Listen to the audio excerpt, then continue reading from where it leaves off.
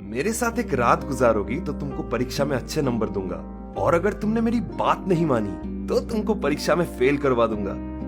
School के head sir ने जब मुझे फ़ोन करके ये बात बोली तो मैं बहुत डर गई।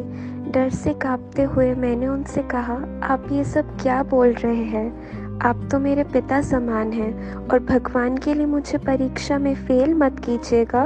मैं आपके पैर पड़ती हूँ। मेरे पापा बहुत गुस्सैल हैं। अगर मैं फ़ेल हुई तो वो मुझे मार ही डालेंगे। सर ने कहा, इसीलिए तो तुम्हें सोचने के लिए 2 दिन का वक्त दे रहा हूँ।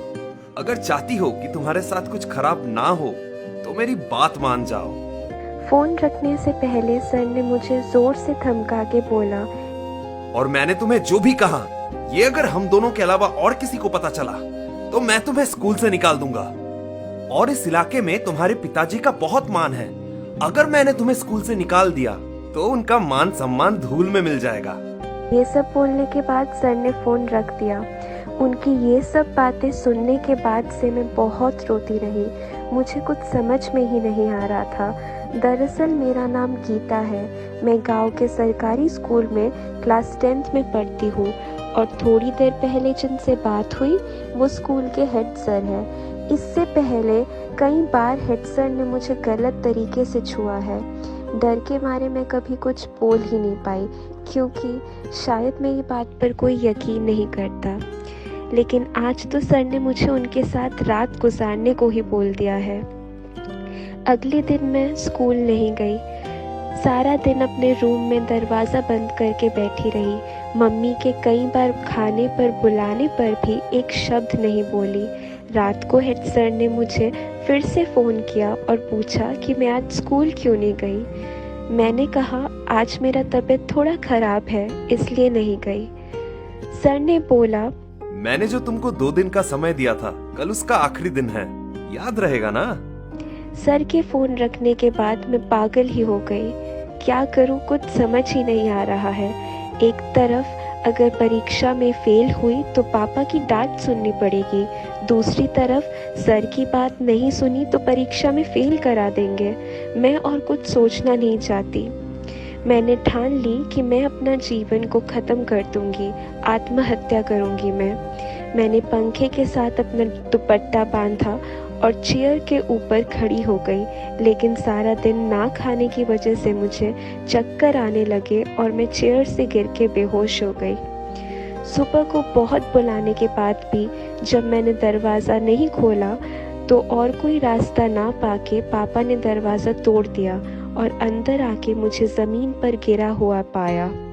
और पापा ने पंखे के साथ मेरे दुपट्टे को भी लटकते हुए देखा। वो समझ गए कि मैंने आत्महत्या करने की कोशिश की है। पापा मुझे गोद में उठा के अस्पताल लेके चले आए। लगभग 1 घंटे बाद मुझे होश आया। होश आते ही पापा मेरे करीब आए और मुझसे पूछे, बेटा क्या हुआ है तुम्हें? इतना बड़ा अनर्थ क्यों करने चली थी? क्या हमने कोई गलती की है? तुम बात क्यों नहीं करती? लेटे हुए मेरी आंखों से पानी बह रहा था। पापा ने फिर से बोलना शुरू किया। मेरे हाथ पकड़ के बोले, क्या हुआ है तुमको? मुझे खुलकर बोलो। मैं वादा करता हूँ मैं हमेशा तुम्हारे साथ रहूंगा। अब मुझ में हिम्मत आई और मैंने अपने दिल को समझाया कि आत्महत्या कोई समाधान नहीं हो सकता। मैं मर भी गई तो शायद हेड सर दूसरी लड़कियों के साथ ऐसा करेंगे, इसीलिए इसका विरोध करना चाहिए। मैं रोते हुए पापा से पूछी, अच्छा पापा, अगर मैं परीक्षा में फेल हो जाऊँ तो क्या तुम मुझे बहुत डांटोगे? पापा ने मेरे सर पर अपना हाथ फेरते हुए कहा, नहीं बेटा, मैं कभी नहीं डांटूंगा। पापा ने मुझसे पूछा, लेकिन बेटा तुम आत्महत्या करने क्यों गई थी? अब मैं पापा को सब बोलने लगी।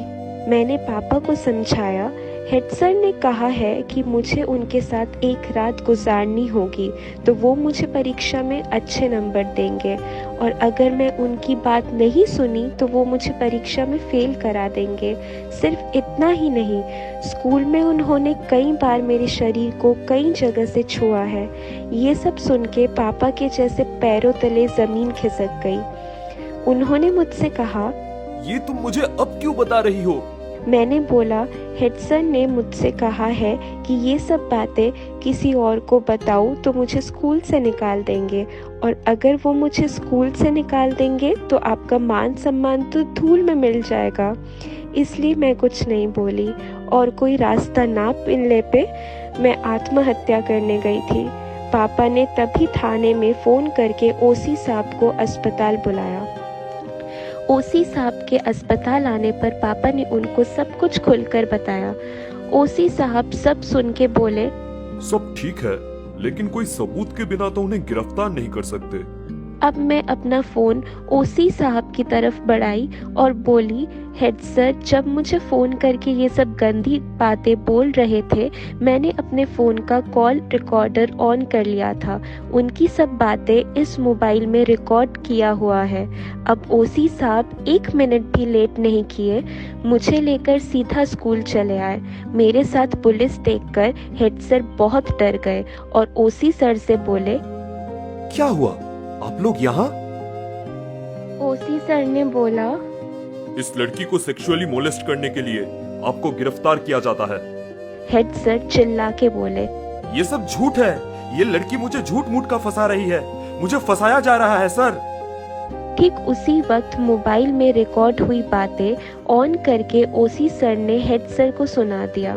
स्कूल के सभी छात्रों के सामने अपनी ऐसी घिनौनी बातें सामने आते ही अपना सर नीचा कर लिया। 2-3 पुलिस ने मिलके उन्हें बांध लिया।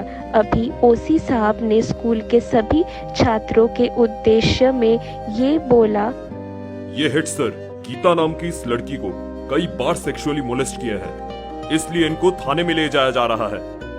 ये बात खत्म होते ही मेरी स्कूल के कुछ दोस्त और एक मैम भी आगे आई और ओसी सर के उद्देश्य में बोली, सर, इस कमीने ने सिर्फ गीता को ही नहीं बल्कि हम सबको भी रोज ऐसा प्रस्ताव दिया है।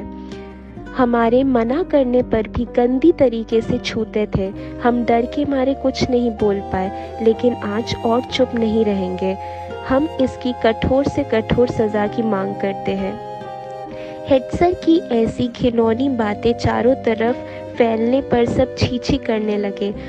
ओसी सर मेरी तरफ आए और मेरे सर पर हाथ रखकर बोले, बेटी गीता, तुमको असंख्य धन्यवाद। आज तुम्हारे लिए ही इतनी सारी लड़कियों की इज्जत बच गई। हेड सर को घसीटते हुए थाने में ले जाया गया। आज के समाज में ऐसे कई शिक्षक हैं जो शिक्षा का इस्तेमाल करके गीता जैसी हजारों लड़कियों का सर्वनाश करते हैं। हमने सिर्फ एक गीता की समस्या के बारे में बताया है, जो कि बहुत कम है। सिर्फ कोशिश ही छात्रों को इन शिक्षकों से बचा सकती है।